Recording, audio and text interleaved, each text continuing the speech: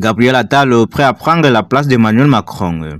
Ce mercredi, il s'est confié dans les colonnes du Point pour évoquer le climat politique actuel. Alors que le politique commence à parler de la présidentielle 2027, le député de Hauts-de-Seine a été interrogé sur ce sujet.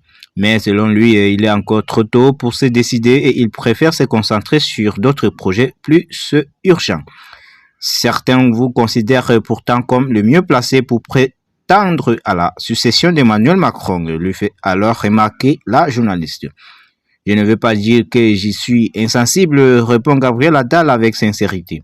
J'y vois les signes que j'ai gagné la confiance d'une partie de Français et tissé un lien particulier avec eux. Un compliment qui les motive à aller plus loin et à travailler dur pour les idées qu'ils défendent. Cela me donne à la fois de la force pour l'avenir et la responsabilité de ne pas décevoir. J'ai une histoire à écrire avec le français, ajoute-t-il.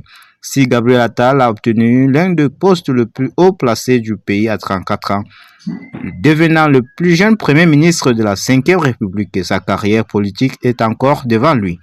Lorsque Gabriel Attal a quitté Matignon, Emmanuel Macron a tenu à lui faire un cadeau de départ.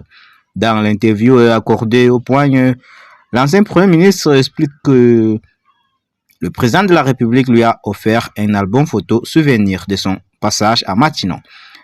À noter des mots affectueux, étrange présent.